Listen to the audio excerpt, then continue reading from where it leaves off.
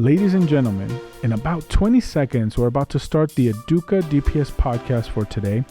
But first, I want to thank our sponsors, starting off with CSU Global and VS Furniture Solutions. You may notice that we have some new furniture on our set, and we're going to thank our sponsor for that. This furniture is actually the exact same furniture you will find in all of our Denver public schools.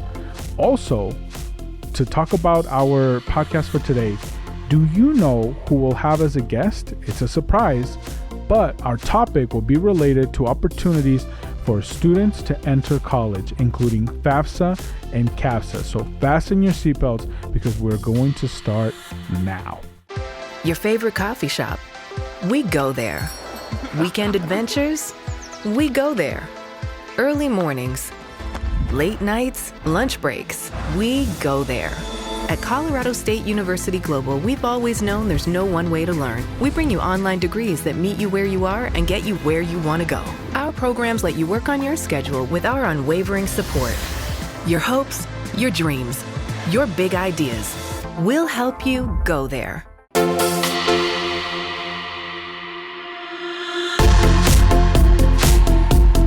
Hello and welcome to the EDUCA DPS Podcast. My name is Javier Ibarra. Today, we have a very special guest. Her name is Kelly Bravo. She is the counseling manager here for DPS. And our topic today is about FAFSA and CASFA and highlighting the existing opportunities that our DPS students have to access a career and a college education. Kelly, welcome to the EDUCA studios. How are you today? Good. How are you? Thank you so much for having me. I really appreciate it. I'm excited to be here. I want to ask you a little bit about your background. So Before the show started, we were talking about what you did before this. Can you, just for the audience, can you tell us what that was? Sure. Yeah. So I taught outside of Denver Public Schools for 3 years, and then I transitioned to counseling. So I was a school counselor in DPS for 15 years. Wow. On the southwest of DPS, 6th through 12th grade. And then I was at a comprehensive as well as one of our pathways schools before I transitioned to Central. And now I'm supporting school counselors in the district to do their work. So, yeah. What keeps you coming back? What do you love about your job? Oh my gosh, I love servicing students in the way that we service students. So we service students through academics, career and college, and then through social emotional. So I just love being able to serve students in a well-rounded way, meet their needs in all kind of the bucket areas that they need support in. So I just love to service school counselors and students. So that's definitely what keeps me coming back. I love DPS. We prioritize equity with regard to serving students. That's something that's incredibly important to me. So I just love serving our school counselors and our students in DPS, getting them what they need in elementary and secondary, but also as they transition to life after high school. So just really passionate about serving students with their plans. I would say the counselors are a bit of us unsung heroes, but I thank my counselors all the time. And so I hope that awesome. District-wide we're thanking our counselors. And part of the reason why, I don't want to say here that I'm here at DPS, but part of the reason why I went to school and got a degree is because of my high school counselor. Oh, I'm so glad to hear that. Yeah, absolutely. And so it just hit me like, what was my time with my high school counselor? And that's so good to hear. It was a great time. So let's get into the first question, right? And for this one, I'm going to put my student hat on, and I hope you put on your counselor hat. I know that many families worry about the rising cost of college, and I know I did when I was a high school senior, even now as a graduate student. What are some of the most effective ways that students and families can start planning early to make college more affordable? Yeah, that's a great question. I think the key there is early. So really career and college exploration starts at the elementary level. So that could look like a career fair or just exploring careers within the classroom. That really transitions exploration to middle school as well. That could look like a career speaker may come in. We have some job shadowing in middle school, and then continuing to explore in high school, certainly. And then in high school, we also encourage students to take advantage of opportunities and access to college, career and and college opportunities. So really the big piece is starting early. The second thing that I would say is always connecting with your school counselor. So school counselors are amazing advocate for students, and we really support students with matching likes, interests, and what students are good at with potential college and career that they may be interested in. So if we can support students with getting on the right path to career in college, a lot of times that's narrowed for them, and then they're able to manage costs a little better because they have an idea of their post-secondary plan and pathway. So really starting early in those elementary years and then connecting with your school counselor early and often in order to have them support you with an appropriate plan and pathway for after high school. So Kelly, I have a side question for you. Let's say a student comes to you in your office. It's hypothetical, of course. Yeah. And it's a sunny day. This matters. And that is important. Yes. And you're trying to get them to understand more about the opportunities that we have here at DPS, maybe at the school level, about their future. But they're 6th, 7th, 8th graders. They're not thinking about that. I'm sure their parents are. I'm sure their parents have thought about college since they were in elementary school for sure. What do you say to students to say like, hey, like this is a good opportunity? How do you motivate them? Yeah, that's a great question. So I think one major way that school counselors support with motivating students, like I said before, is really just supporting them with defining that plan and pathway. That certainly can change throughout middle school and high school, but we want to make sure that we're having the constant conversation. Hey, what do you like? What are you interested in? What are you good at? Those things really come out in our individual career and academic planning. That's a plan that students have 6th through 12th grade, where they really explore what they might like or be interested in. So really students engaging in that plan. There are interest inventories within that plan where students can really find out what their interests match with careers. Like I talked about before, lots of shadowing options in industries, mentorships, really students engaging in the individual career and academic planning at the middle school level to really start to define what they may be interested in after high school. So I would say the big thing is engaging in that academic, individual career and academic plan. I'm glad you asked that because there's a lot of, I don't want to say a lot, but there's a small narrative out there that might say like, oh, the public school system doesn't really help prepare students for college. And we're here to tell you, you're wrong. We are working on this day one. Oh, you are absolutely wrong. Yes, we are working on getting students prepared for career in college every single day. So whether that's through opportunities, access, individual career and academic planning, we are working with students, like I said before, from elementary on in order to get them prepared for life after high school. Which leads me to my next question. Let's talk a little bit about some of the programs that we have here at DPS and how students can start earning maybe some college credit or things of that nature. Can you tell us a little bit more about that? Of course, yeah. I would say one of our major programs in DPS is concurrent enrollment. That's the opportunity for students to receive both high school and college credit. So students can take classes in high school or on a college campus. If they receive a C- or higher grade in that college course, then they will receive a college credit. Huge opportunity for students to get prepared for college.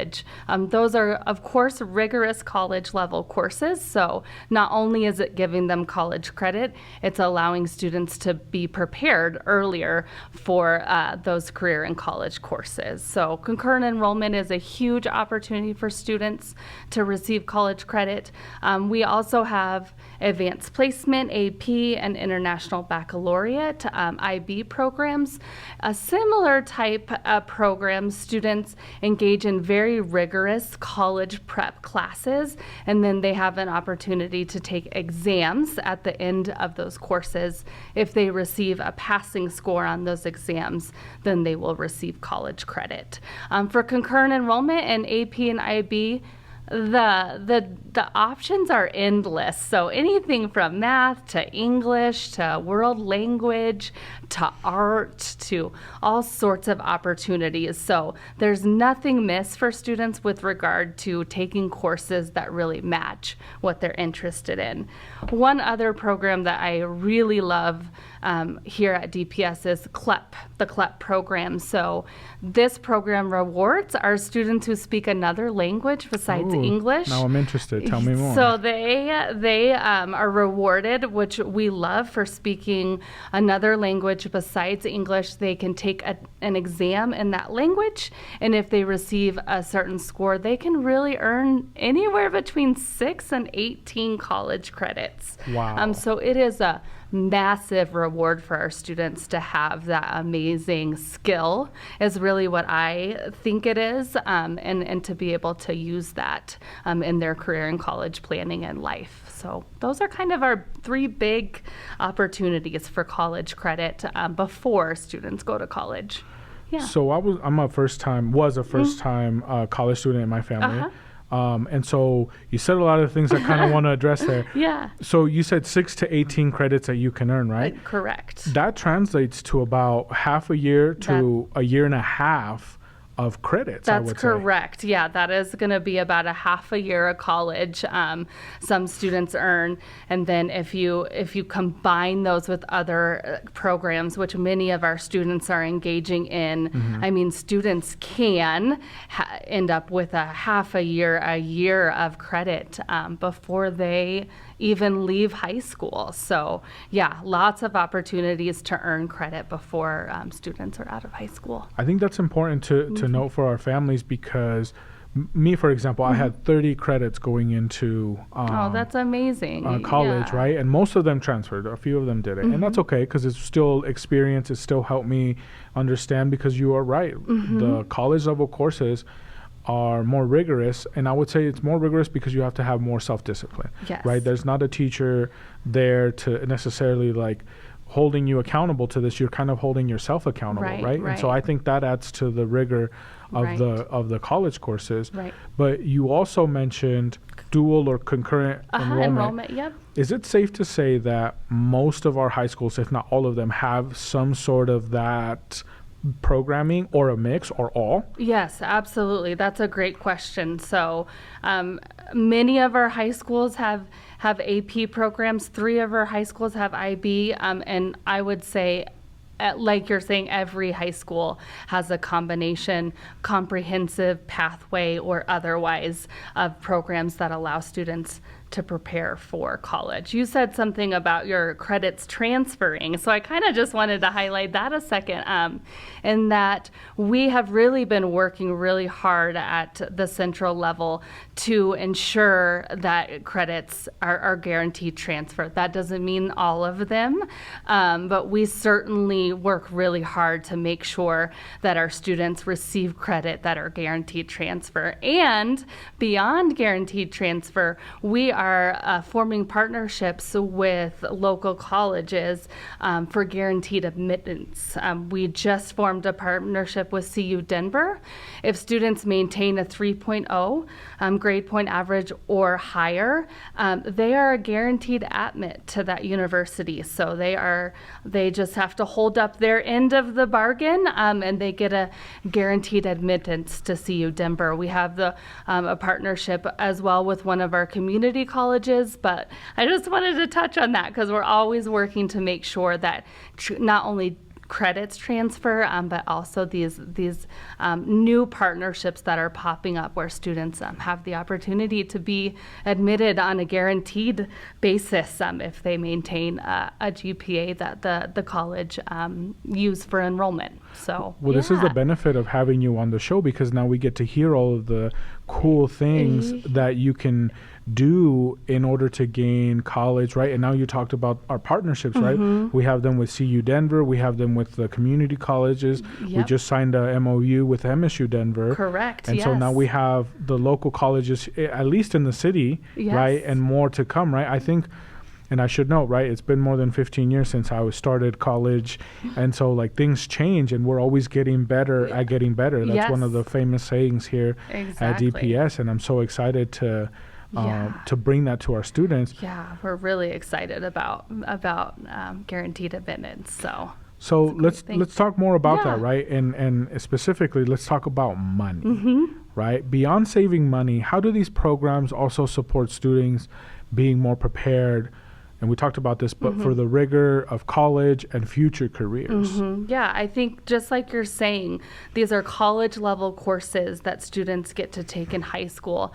I think another big thing with our programs is it gives students sort of a safety net in order to be able to feel safe in taking rigorous courses. Not that they can't, they absolutely can and do, but it gives them a safety net to explore and to learn more about what these colleges will look like at the college level. So I think that's a big thing, is that it allows students to explore in a safe place. They may take a course and decide they aren't interested in that area of study. So, but this is a way for them to be able to explore in a safe way. I would say when you receive a C- or higher in a concurrent enrollment course, or you get that 9 credits on the CLEP test, our students are really, that is a motivator for them. That is something that gives them confidence to reassure them that they can and will go to career in college. So I would say all of those factors really support our students, those exploration factors and doing the work, really getting in and doing the work and stepping up to the rigor of the work really supports our students with being more prepared when they step on that college campus or when they are in that dream career of theirs. They have the skills, they have the ability, they have the experience with doing well in their career of choice, or they're going to college classes or whatever it is. So in college, I studied business, but I took a lot of sociology classes and psychology classes. Oh, I love that. Yeah. And so something that I don't think a lot of folks talk about, even around this, is when our students feel like they can, right, they do. Exactly. If they feel they can, they do. And this is a great Exactly. way to test the waters. Like you said, there's a safety net, right? Right.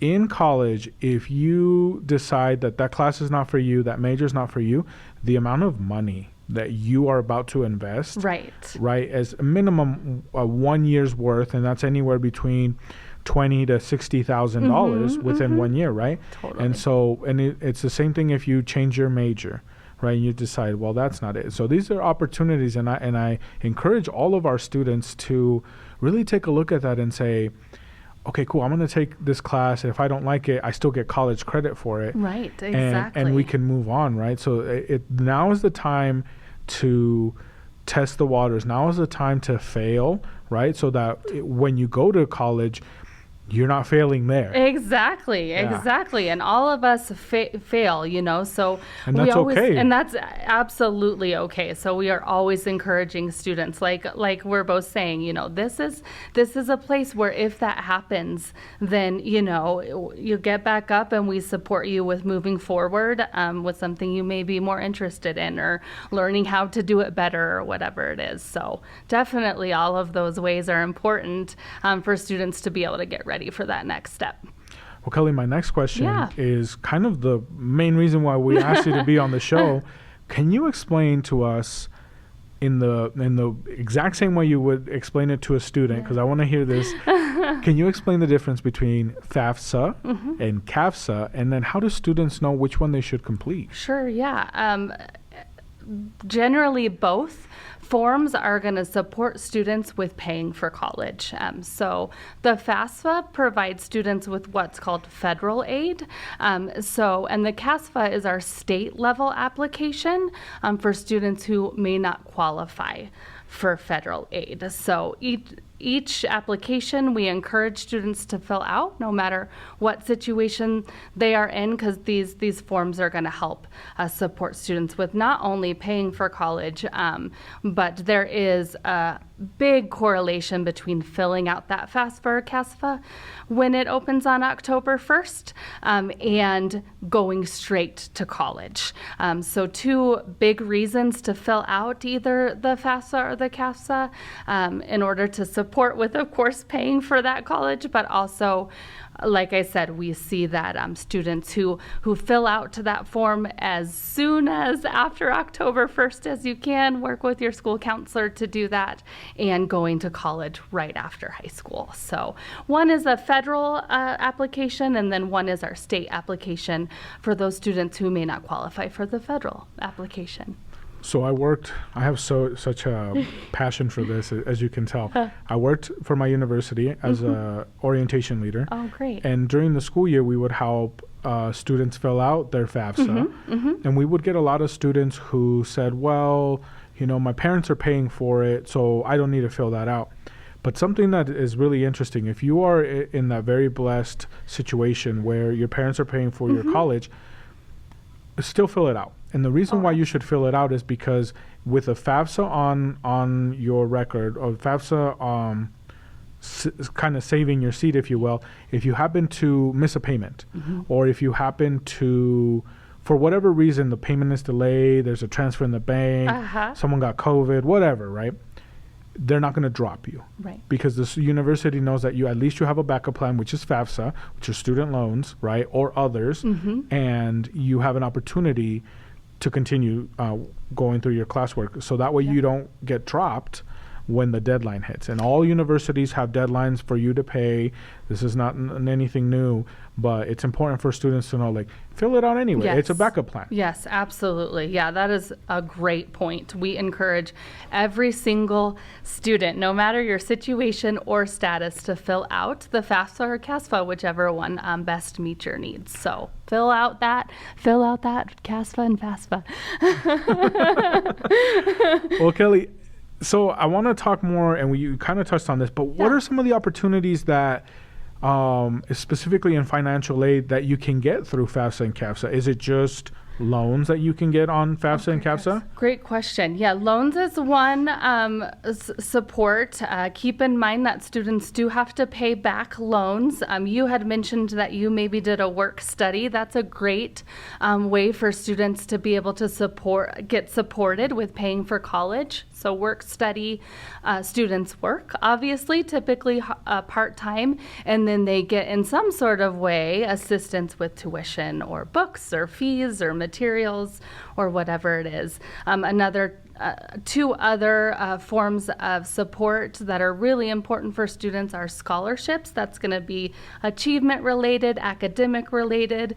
Typically scholarships, students apply, and that money does not have to be paid back. So a great way to support students. And then the fourth major area is grants, and grants are also directly tied to the FAFSA. So another reason to go ahead and fill out that form, because grants also, some students do qualify for grants, and those also don't need to be paid back. So those are kind of our four major areas, but lots of support with paying for college.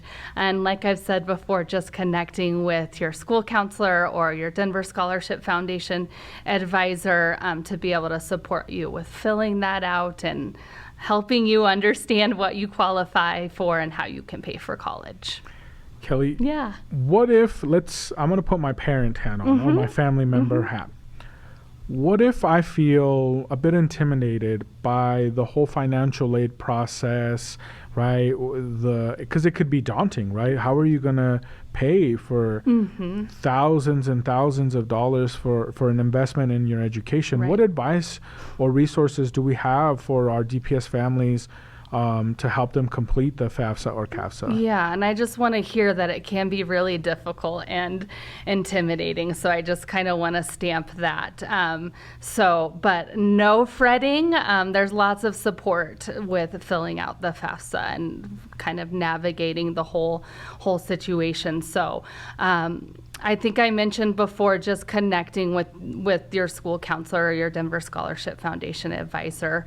School counselors and advisors are both really knowledgeable about the FAFSA and CASFA process. And then typically schools have an individual process, a small group process, and or a workshop type process. So connecting with your school counselor and or DSF advisor, and then choosing one of whatever is being offered at your school in order to be able to get support with filling it out.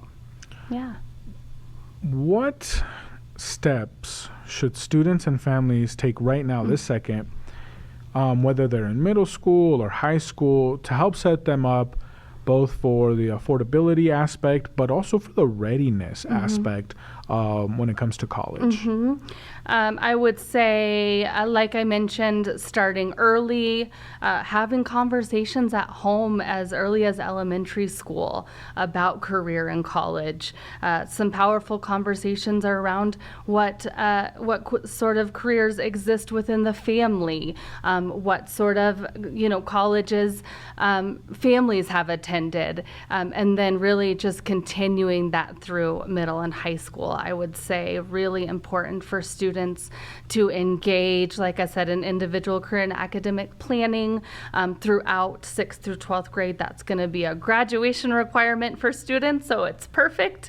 We meet a graduation requirement and we're engaging in our plans for after high school. So really just starting early, engaging in the ICAP, making sure students are taking advantage of all the amazing opportunities we have in DPS, a few that we touched on, and really just connecting with school counselors and DSF advisors and teachers and parents and families to get the support they need with building their plan and pathway for after high school.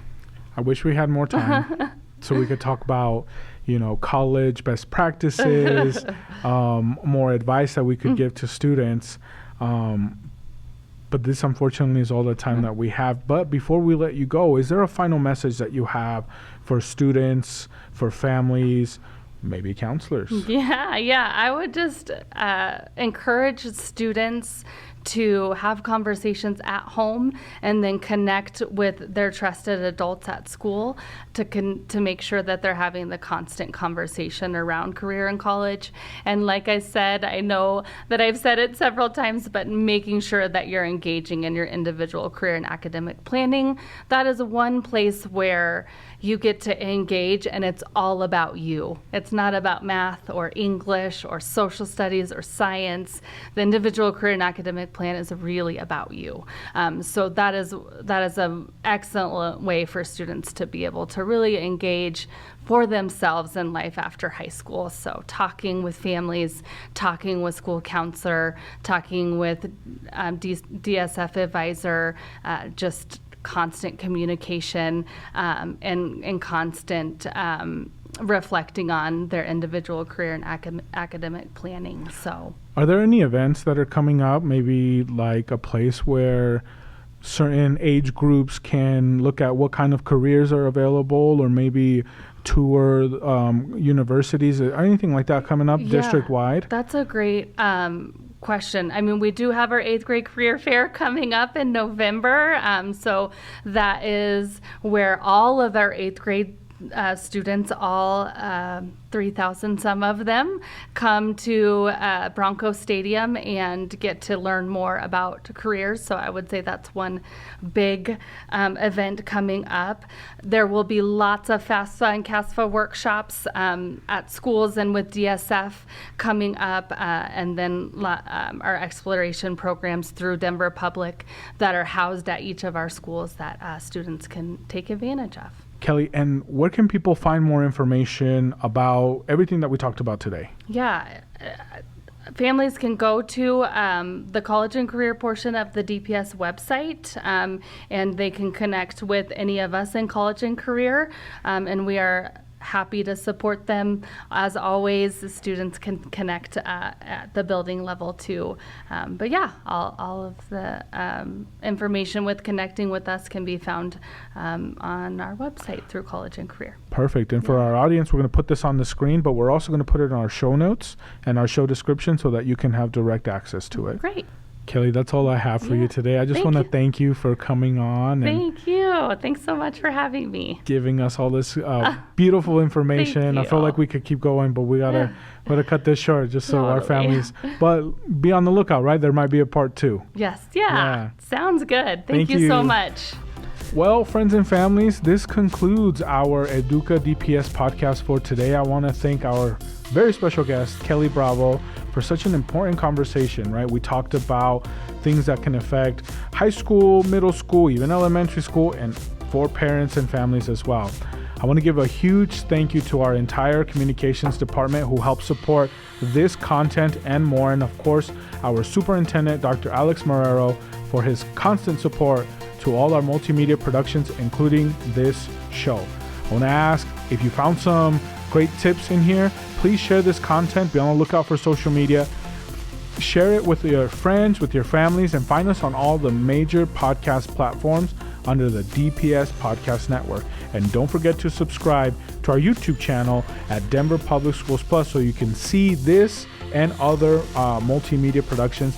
And please don't forget to tell your student every single day, I believe in you and I know you can do it. My name is Javier Ibarra. Until next time.